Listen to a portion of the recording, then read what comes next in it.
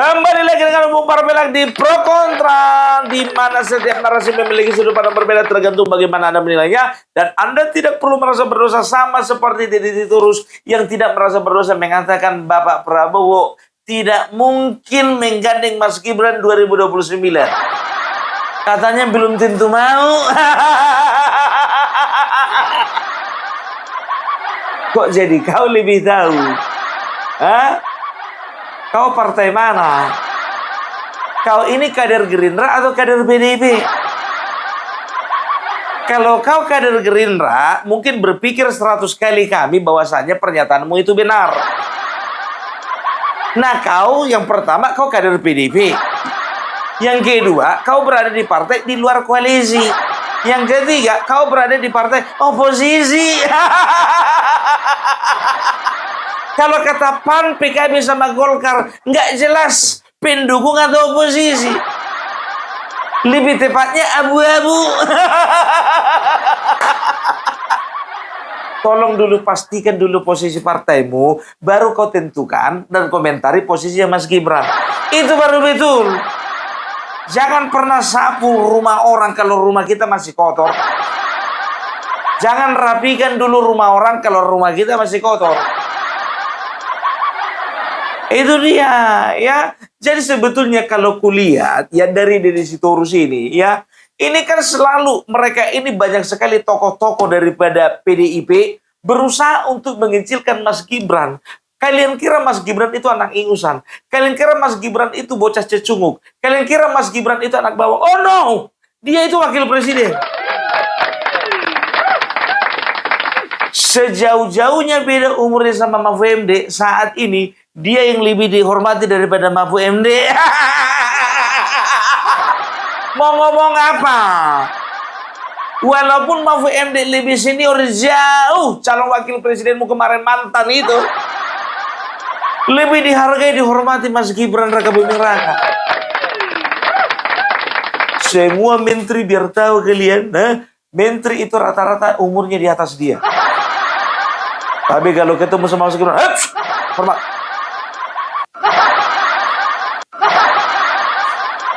Jangankan menteri, Rocky Gerung pun hormat.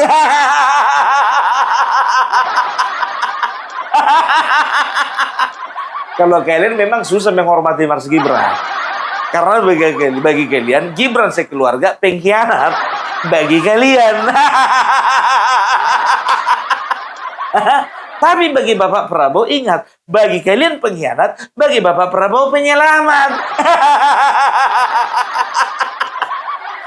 Karena memang suara dari elektabilitas Mas Gibran lah yang membuat Bapak Prabowo menang kemarin. Di sebelah sana kalian anggap pengkhianat, di sebelah sini penyelamat. Dan satu lagi ya, dan menang. Itu dia. Jadi sebetulnya ya mereka berusaha untuk mengecilkan Mas Gibran. Karena apa? Karena Mas Gibran dianggap terlalu besar untuk menjadi lawan mereka nanti di 2029. Gak usah partai kalian, partai PAN, partai PKB, dan juga partai Golkar. Kemarin kan udah tes ombak. Masih ingat beberapa bulan yang lalu? Waktu beramai-ramai ya, partai politik menyodorkan ketua umumnya menjadi wakil presiden dari Bapak Prabowo 2029. Isu itu hanya beredar 3 hari. Lebih kuat lagi netizen, lebih kuat lagi masyarakat, ya berharap supaya Prabowo menggandeng Gibran. Udah gue bilang sama kalian, ya Mas Gibran ini, ya ini musuhnya banyak. Gara-gara apa? Musuh dia itu kebanyakan dari musuh bapaknya. Dari PDIP. Dari capres kalah kemarin dari 01. Dari barisan sakit hati yang kemarin nggak dapatan kue, nggak dapatan jatah waktu zaman bapaknya memimpin. Ku bilang sama kalian, seberat-beratnya beban yang diemban oleh Bapak Joko Widodo ketika menjadi presiden, ya lebih berat lagi bebannya Mas Gibran. Karena apa? Musuh bapaknya adalah musuh dia, dan mereka berdua punya musuh bersama. Tapi selalu kalian mengatakan apa? Mas Gibran itu adalah beban bagi Bapak Prabowo. Dari mana jalannya? Justru Mas Gibran di awal-awal, kalau bukan gara-gara Mas Gibran, nggak mungkin elektabilitas Bapak Prabowo menaik tajam.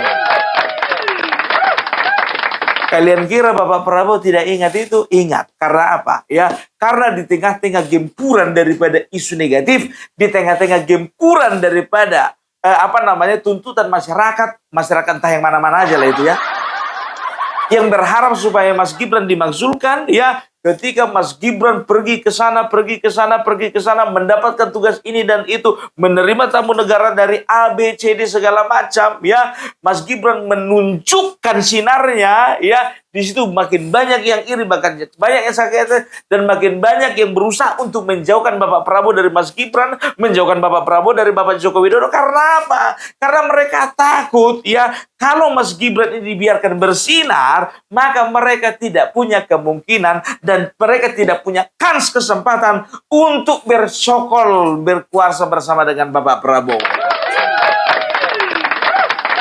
Ya, sudah menjadi tradisi dari zaman Bapak SBY, ya, ketika masyarakat memilih secara langsung calon presidennya, ya, sudah menjadi tradisi, ya, walaupun baru 2 kali, bahwa presiden kalau sudah sekali incumbent, petahana itu biasanya terpilih lagi kalau kerjanya bagus.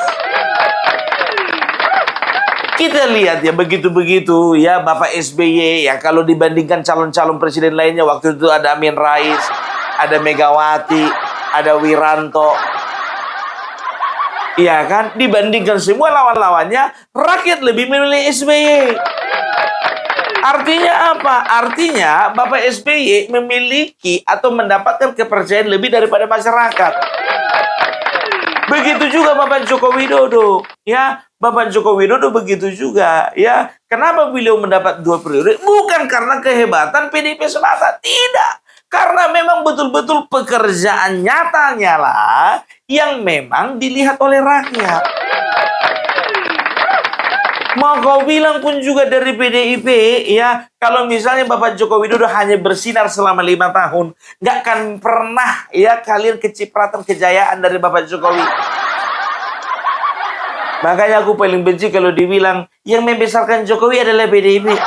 Ingat, aku juga tidak mengatakan bahwasanya Bapak Joko Widodo yang membesarkan, hanya Bapak Joko Widodo yang membesarkan PDIP. Enggak, kalian sama-sama saling membesarkan. Kemarin loh ya. Kemarin. Mulai dari tahun 2005 sampai 2019. Tapi 2029 awas. Jadi kemungkinan-kemungkinan seperti inilah yang dilihat oleh partai PDIP. Mereka berkuasa kemarin selama 2 periode. Waktu Bapak Joko Widodo ada di dalam partai mereka, dan mereka kepengen lagi berkuasa. Caranya bagaimana? Caranya singkirkan Gibran dari Bapak Prabowo. Makanya aku bilang, ya, minta maaf semaaf-maafnya. Kalau banyak yang mengatakan nanti 2029 yang ada hanyalah pemilihan wakil presiden, karena kita tahu siapapun wakil presidennya, yang penting presidennya Bapak Prabowo pasti menang. Kan begitu? Itu kan? Tapi kalau aku nggak berpikir demikian.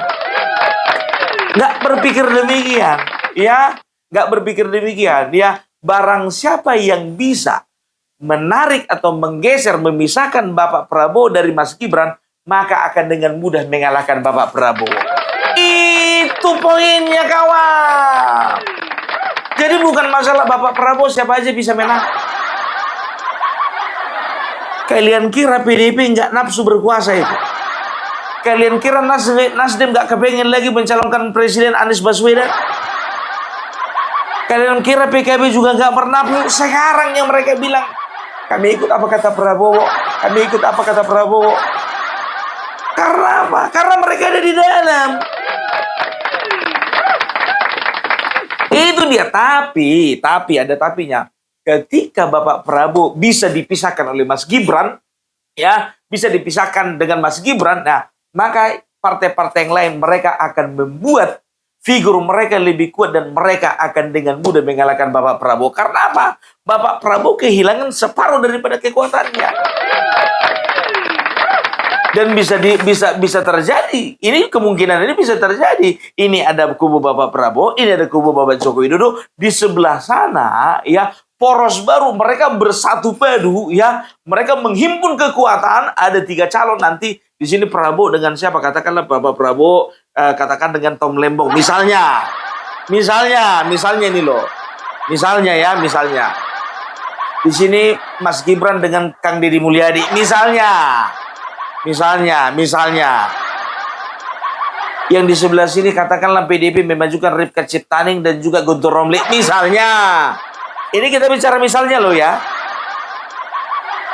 Atau misalnya gabungan lah ya, Guntur Romli dengan Ahmad Saroni, bergabung PDIP dengan Nasdem. Semua bisa terjadi kemungkinan itu kan. Ya, nah ini katakanlah mereka ini dengan berbagai macam cara ya. Ini udah terpisah nih, pendukungnya Bapak Joko Widodo dan Mas Gibran di sini, pendukungnya Bapak Prabowo ya dengan Tom Lembong itu di sini tadi. Nah, di sana ada kekuatan besar, ya kan begitu. Nah, ini akan bertarung ini, belum tentu Bapak Prabowo menang. Karena apa? Karena kekuatan besar daripada rakyat ya yang sangat cinta kepada Bapak Joko Widodo yang sampai saat ini masih belum move on ya dengan kerja keras Bapak Joko Widodo selama ini ya. Kalau mereka bisa dipisahkan, maka akan dengan mudah mengalahkan. Itu poinnya. Makanya aku bilang terlalu teledor. Makanya aku bilang ya, aku pun gak akan pernah mengatakan bahwasanya Bapak Prabowo ya gak akan pernah mungkin jadi presiden kalau bukan wakilnya Mas Gibran. Aku gak berani ngomong begitu. Dan Mas Gibran pun juga ya gak akan mungkin bisa jadi wakil presiden kalau Bapak presidennya bukan Prabowo. Kan begitu. Kalau misalnya Mas Gibran wakil presiden, presidennya Ganjar belum tentu menang. Belum tentu menang, kan begitu. Kalaupun di sini Bapak Prabowo, kalau misalnya Bapak Prabowo berpasangan dengan Amin Rais, ya, atau dengan Refli Harun misalnya, belum tentu kalah. Belum tentu kalah. Jadi jangan pernah kita mengecilkan seseorang. Ingat, ya, sekecil-kecilnya semut, ya, ketika dia berhimpun dengan koloninya, maka binatang apa yang bisa melawan?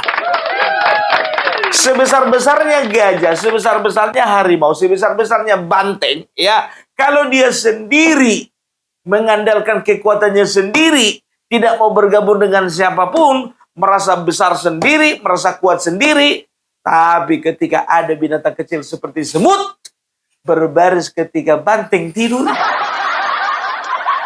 masuk semuanya ke telinganya, ada yang masuk ke ususnya, ada yang masuk ke paru-parunya, ada yang masuk ke bedunya, ada yang masuk ke cairan spermanya. Rusak itu banteng. Ini ilustrasi. Tapi kalaupun ilustrasi, Bung Parabel, jangan bawa-bawa sperma lah. Kayak nggak beretika kau tengok. Makanya aku bilang ya, kenapa mereka lakukan itu kepada Mas Gibran? Kenapa Roy Suryo dan juga teman-temannya berusaha ya untuk menjatuhkan Mas Gibran lewat apapun caranya, termasuk lewat meneliti, katanya meneliti ijazahnya bukan hanya Joko Widodo, tapi sekarang mereka mengincar ijazahnya Mas Gibran. Karena apa? Kenapa para apa namanya purnawirawan juga menginginkan Mas Gibran ini untuk mundur, untuk bisa dimaksudkan. Karena apa? Karena Mas Gibran elektabilitasnya terlalu tinggi. Terlalu tinggi. Bayangkan kalian, di mana di Indonesia ini kedatangan Mas Gibran ditolak. Sedangkan kemarin di Kota Padang, ya, tempat di mana bapaknya 2 kali kalah. Begitu juga dia juga kalah di sana, tetapnya disambut. Iya kan? Iya kan? Orang menyambut dia sama seperti orang menyambut ayahandanya. Aku nggak tahu entah sengaja entah enggak. Kemarin Mas Gibran menuju ke Papua. Kalian tahu Papuanya bukan di provinsi yang lain-lain, enggak. Provinsi di mana dibikin atau diciptakan pesta babi. Ke situ beliau datang. Ternyata lebih banyak yang menyambut Mas Gibran dibandingkan masyarakat yang nonton film pesta tadi. Di sini membuktikan bahwasanya penerimaan masyarakat terhadap Mas Gibran itu masih besar. Buktikanlah nanti tanggal 26. Apa itu Bung Parabella? Kita lihat nanti 26 peristiwa apa yang terjadi di Lampung.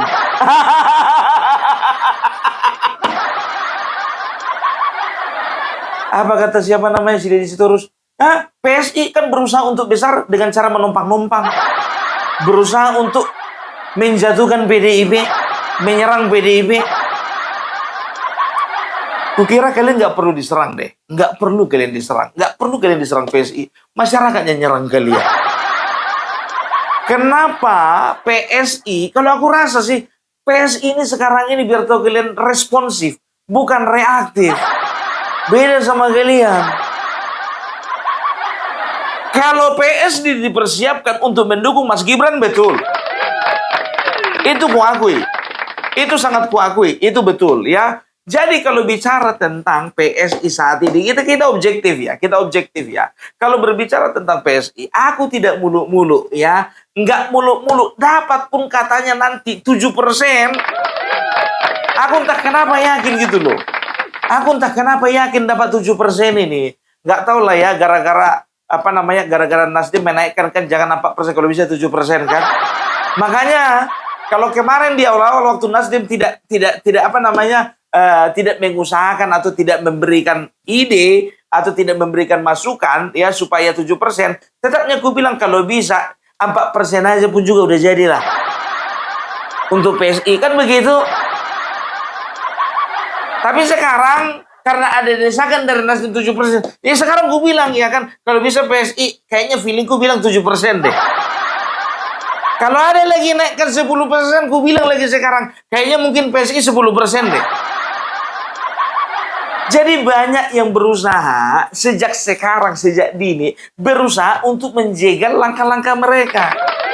Baik langkahnya PSI, begitu juga langkahnya Mas Gibran, kan begitu. Jadi Sitorus bilang apa? Udah nggak usah pikirin masalah masalah pemilu. Kerja aja dulu. Kenapa kalian gangguin?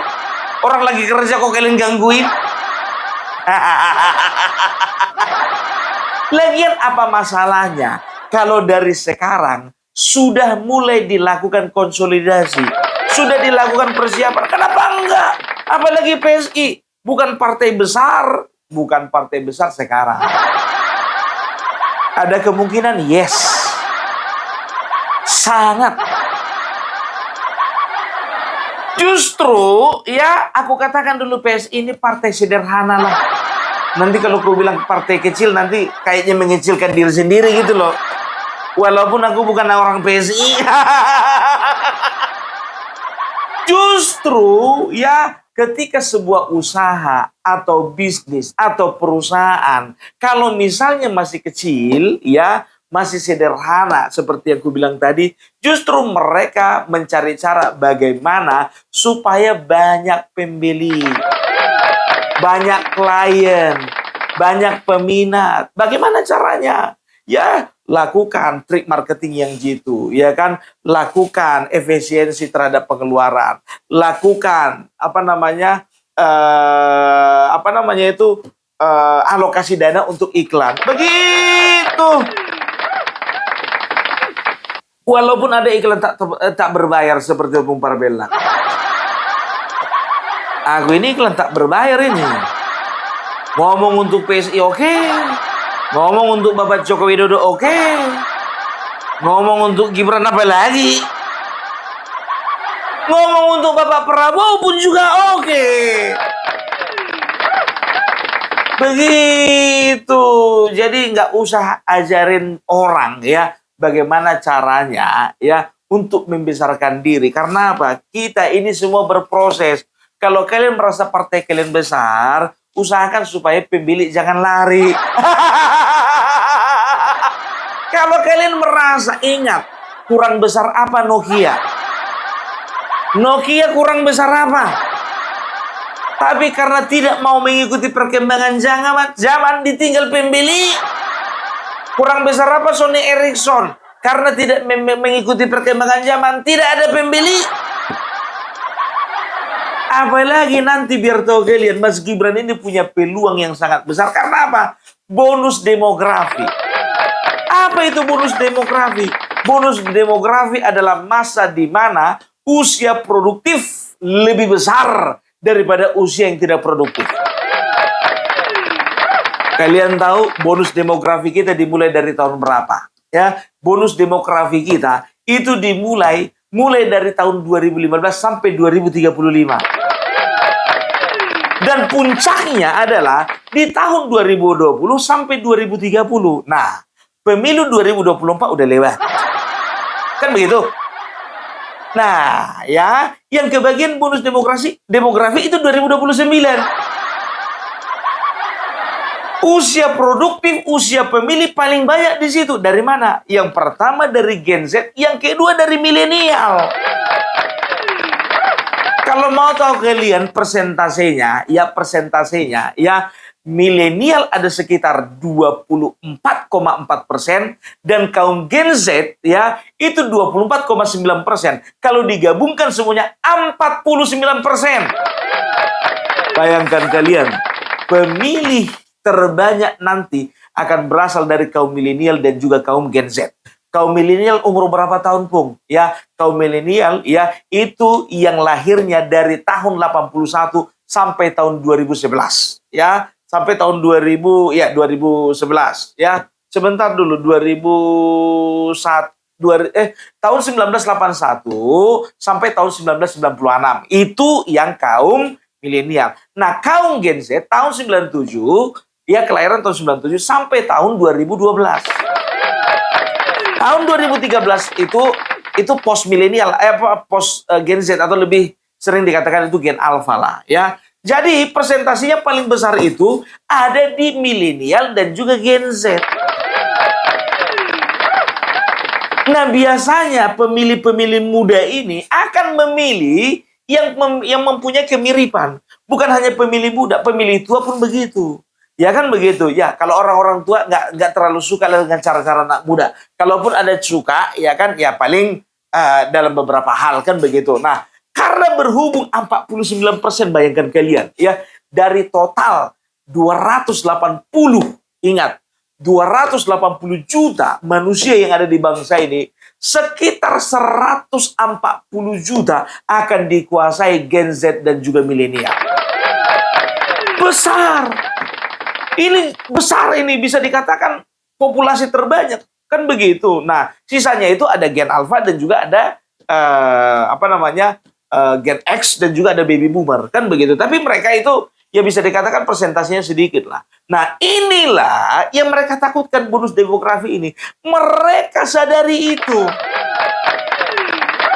Makanya mereka sedang berusaha mengecilkan PSI supaya apa? Ya, supaya orang-orang ya tidak tertarik dengan PSI. Padahal sebetulnya PSI sudah bisa melihat, Mas Gibran pun juga bisa melihat bahwasanya bonus demografi ini tidak boleh diabaikan. Makanya, aku bilang sama kalian, tokoh-tokoh muda akan semakin bersinar. Baik di dalam politik, baik di dalam sosial, dalam pendidikan, dalam ekonomi. Di dalam pemerintahan pun juga, ya anak-anak pun akan lebih bersinar daripada orang-orang tua. Nah, PDIP, aku tanya dulu sama kalian. Ada berapa tokoh muda di dalam partai kalian? Kalian itu sampai sekarang, dari kemarin tahun 98 adanya partai PDIP, Megawati, Hasto, Jarot, Andre Hugo, Adiana Pitupulu, Deddy Sitorus, Guntur Romli. Kan begitu. Yang paling muda, paling siapa namanya? Si Aryo Bimo. Apa? Bukan. Ugroseno. Aryo Seno, Ugroseno. Bagus-bagus kok ganti nama orang Opung Parbella. Ya paling cuma si Aryo Seno, juru bicara. Kan begitu. Tapi kalau di PSI banyak. Ya kan, ada Kaisang, ada Grace Natali, ada Raja Juli Antoni, ada lagi Broron, ya. Setelah itu, ya banyaklah gak terhitung. Makanya saking banyaknya PSI, ya sekarang mereka mencari kader-kader dari orang tua biar bisa mengimbangi. Ya paling nggak bisa nambah-nambah dikit gitulah. Kan begitu. Kemana aja sih kalian? Ya, jadi mereka akan selalu begitu. Mereka akan selalu berusaha mengecilkan Bapak Prabowo, mengecilkan Bapak Jokowi, mengecilkan Mas Gibran. Mereka akan berusaha membelah, ya, keterikatan dari mereka berdua, ya, antara Bapak Prabowo dengan Mas Gibran. Mereka akan berusaha itu karena apa? Ya, ini harus diganggu. Karena apa? Kalau mereka nggak diganggu, kalau hubungan Bapak Prabowo sama Bapak Jokowi sama Mas Gibran nggak diganggu, maka mereka akan kehilangan kesempatan sekali lagi. Siapapun, baik dari PDIP, dari Capres 01 yang kalah kemarin, dari para veteran, dari kelompok pembenci, kelompok koruptor, kelompok intoleran, kelompok radikal, kehilangan kesempatan. Bayangkan kalian, ya, 2029 Bapak Prabowo menggandeng lagi Mas Gibran, ya, udah nggak ada lagi harapan sama yang lain. Kalau bisa lah nggak usah ada lagi diselenggarakan pemilu, udah tahu kita siapa pemenangnya. Nah, 2029 ganti posisi, ganti pemain, ya kan? Mas Gibran, Deddy Mulyadi. 2034, ya, Mas Gibran, Deddy Mulyadi. 2039 lagi dia, sekali lagi. Periode kedua. Mas Gibran sama Deddy Mulyadi. Yang jadi pertanyaannya, umur berapa Anies Baswedan waktu itu? 2044 Anies Baswedan umur berapa? 2044 Ganjar Pranowo umur berapa? 2044, ya, siapa namanya, Ibu Megawati umur berapa? Makanya sebetulnya kalau kalian sadari, ini saatnya kalian membentuk generasi muda. Katanya partai kader, tapi kalian nggak kaderisasi generasi muda. Itu yang aku lihat, ya, itu penilaianku. Aku tidak berbicara, ya, dari sudut pandang sebagai kader PSI, karena aku sampai saat ini tidak tercatat sebagai orang PSI. Sumpah demi apapun jadilah. Aku nggak pegang KTA PSI. Aku nggak pegang nomor ketum PSI. Ini ku bilang sama kalian ini jujur ku bilang sama kalian, ya. Pernah ada satu ketika, ya, Mas Kaisang katanya ini ada timnya yang WA Opung Parpela.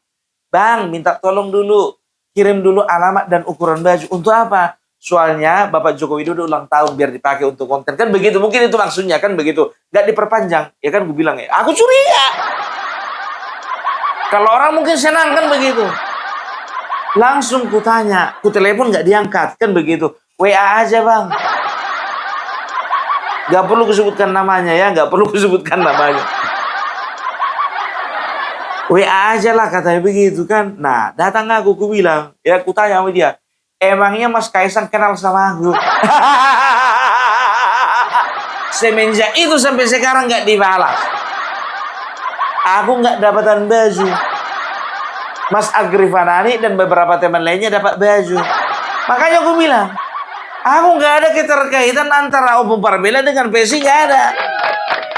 Jangan pernah melihat Opung Parpela berbicara untuk PSI, tidak. Sebagai kader PSI, tidak. Sebagai timnya Mas Gibran, boro-boro.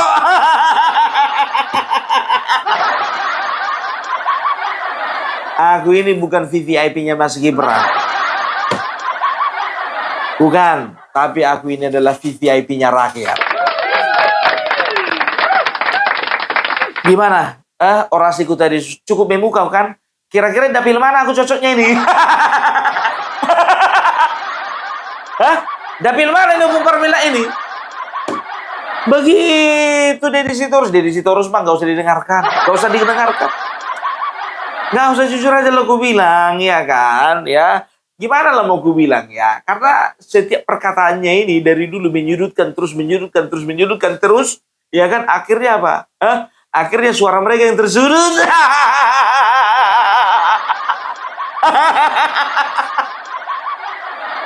Bapak Prabowo sama Mas Gibran lagi kerja. Iya kan? Selalu ada tudingan ini dan itu. 2025 aku masih ingat sekali. Masih ingat sekali. Ya, Bapak Prabowo sampai mengatakan, lah, yang namanya wakil adalah pembantu presiden. Kalau saya pergi ke luar negeri, apapun urusan dalam negeri, dia yang handle. Masih kusimpan videonya. Jadi kalian kalau mau protes, ya jangan protes sama Mas Gibran, protes sama Bapak Prabowo. Jadi di situ Rusia, hati-hati. Kau sama Mas Gibran sama-sama 2028 sama-sama kantor di IKN kalian.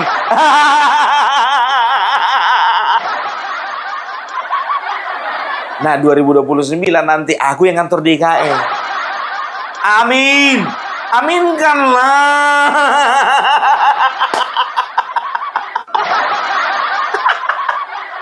Jadi itu dia ya.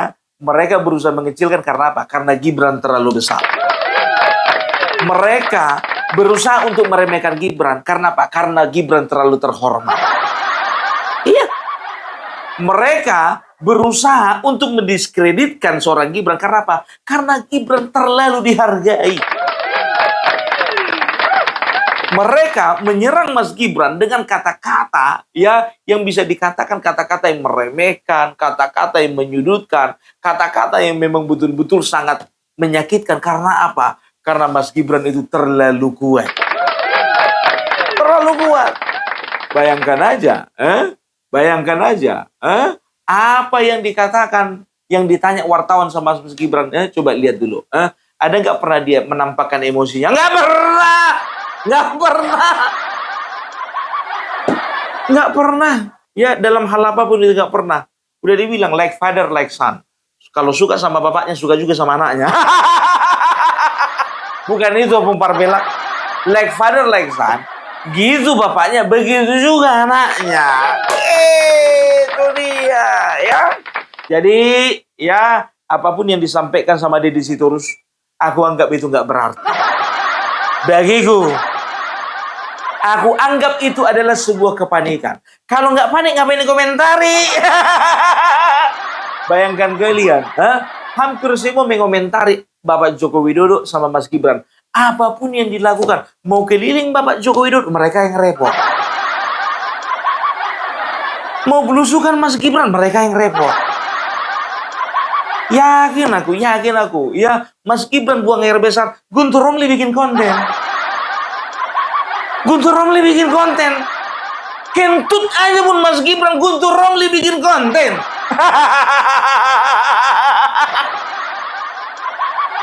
Itu dia. Ya kan? Apa mau kita bilang? Ya. Jadi itu dulu dari Bung Parpelak, kita akan melihat. Ya.